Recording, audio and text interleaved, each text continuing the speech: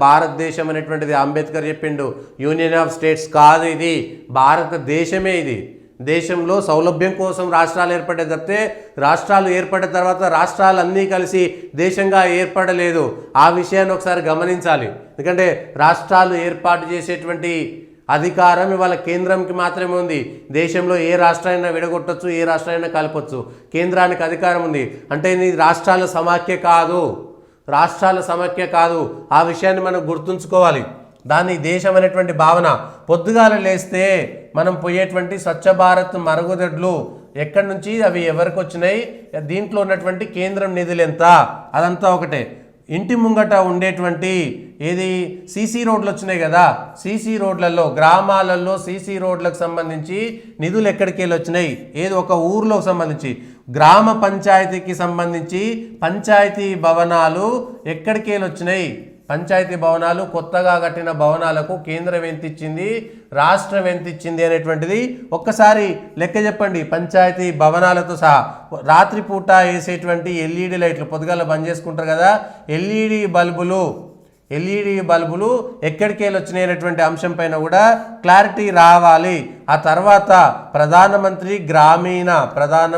గ్రామీణ సడక్ యోజన అంటే ఊర్ల నుంచి మళ్ళా సీసీ రోడ్ల తర్వాత వచ్చేటువంటి డాంబర్ రోడ్లు ఉంటాయి కదా, ఈ డాంబర్ రోడ్లు వీటికి రాష్ట్రానికి సంబంధించినటువంటి నిధులెంత, కేంద్రానికి సంబంధించినటువంటి నిధులెన్ని, గ్రామీణ సడక్ యోజనకు సంబంధించినటువంటి అంశంలో ఇది. ఆ తర్వాత రైతులకు సంబంధించి, ఊర్లలో ఎక్కువ రైతులు ఉంటారు కాబట్టి రైతులకు సంబంధించి ఏది ప్రధానమంత్రి పైసలు అంటున్నారు చూసినా, ఇవాళ మోడీ పైసలు, ప్రధానమంత్రి పైసలు ఎంత వస్తున్నాయి, 6,000 రూపాయలు రైతులకు సంబంధించినటువంటి అంశంలో. ఆ తర్వాత ఫైబర్ గ్రిడ్ ఎక్కడికి వెళ్ళి వచ్చింది, అనేటువంటిది రైతులకు సంబంధించి, గ్రామానికి సంబంధించి. ఎరువుల పైన రాయితీ ఎంత, సబ్సిడీ ఎంత, డిఏపి యూరియా లేకపోతే మిగిలినటువంటి అనేకమైనటువంటి ఎరువులు ఉంటాయి కదా, ఆ ఎరువులకు ఎంత ఇస్తున్నారు. ఆ తర్వాత పండిన పంటల్లో ధాన్యంతో సహా మిగిలిన వాటికి ఎంత మద్దతు ధర కేంద్రం ఎంత ఇస్తుంది, రాష్ట్రం ఎంత ఇస్తుంది, కొనుగోలు ఎవరు చేస్తున్నారనేటువంటి అంశం కూడా క్లారిటీ ఇవ్వాలి. ధాన్యంతో పాటు మిగిలినవన్నీ కూడా. ఇక అదే రైతులకి సాయిల్ టెస్ట్ ఎవరు చేస్తున్నారు, ఇవాళ కల్లాలు వచ్చినాయి కదా, ఆ కల్లాలకు సంబంధించినటువంటి కల్లాలు ఎవరిచ్చినారు, కేంద్రం నిధులెంత, రాష్ట్రం నిధులెంత, ఇది రైతులకు సంబంధించినటువంటి అంశమే. రైతులకు ఎరువులు ఎన్ని ఇచ్చినారు, లేకపోతే యంత్ర పరికరాలపైన సబ్సిడీ ఎవరిస్తున్నారు, యంత్రాలు.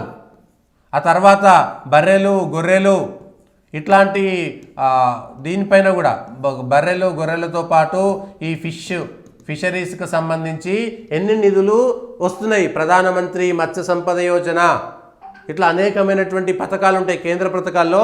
ఇవాళ బర్రెలకు వచ్చినటువంటివి, గొర్రెలకు వచ్చినటువంటి ఏదైనా లైవ్ స్టాక్ ఏదైనా సరే రాష్ట్ర ప్రభుత్వం ఏమిస్తున్నది, కేంద్ర ప్రభుత్వం ఏమిస్తున్నది, నిధులు చెప్పండి, లెక్క చెప్పండి.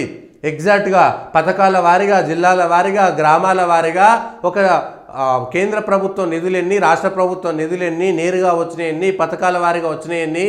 ఆ తర్వాత ఈ ఆర్థిక సంఘం నిధులు గ్రామానికి ఎక్కడికి వెళ్ళి వస్తున్నాయి, ఆర్థిక సంఘం నిధులు ఎక్కడికి వెళ్ళి వచ్చినాయి. అట్లనే హరితహారానికి సంబంధించినటువంటి డబ్బులలో కేంద్రం ఎంత వచ్చింది, రాష్ట్రానికి ఎంత డబ్బులు ఇచ్చింది, రాష్ట్రం ఎంత ఇచ్చింది, కేంద్రం ఎంత ఇచ్చింది. అట్లనే చచ్చిపోతే పోయేటువంటి వైకుంఠ ధామాలకు సంబంధించి కూడా వైకుంఠ ధామాల్లో కేంద్రం ఎంత ఇచ్చింది, రాష్ట్రం ఎంత ఇచ్చింది అనేటువంటి చూడాలి. ఇదే రైతులకు ఇచ్చినటువంటి బిల్డింగులు కడుతున్నారు కదా, అన్ని రైతు కేంద్రాలు కట్టిరు కదా, దానికి సంబంధించినటువంటి దాంట్లో కేంద్రం ఎంత, రాష్ట్రం ఎంత, దమ్ముంటే రాష్ట్ర ప్రభుత్వము ఇవన్నీ చెప్పాలి.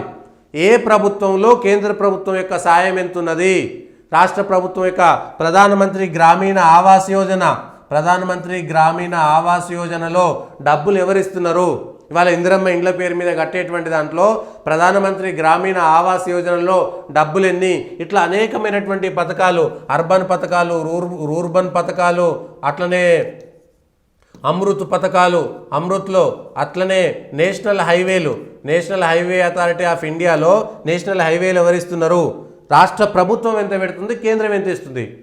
మొత్తం భూసేకరణ కానీ ఒక ప్రాజెక్ట్ అయితే ఆ ప్రాజెక్టు పూర్తి అవ్వడానికి మరి కేంద్రం ఏమి ఇవ్వకపోతే ముఖ్యమంత్రి గారు ఢిల్లీకి పోవడం ఎందుకు, కేంద్ర మంత్రుల చుట్టూ తిరగడం ఎందుకు, ఏమి ఇస్తలేదు.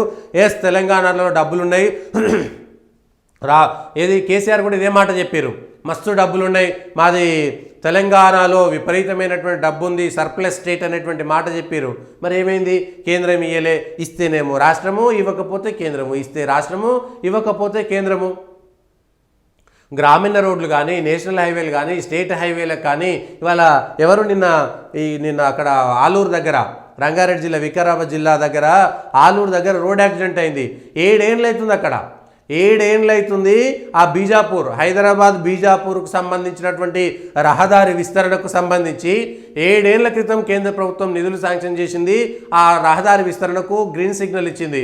ఇప్పటిదాకా భూసేకరణ చేయకపోవడంతో నిన్న చనిపోయినటువంటి వాళ్ళ ఉసురు ఎవరికి తగులుతుంది?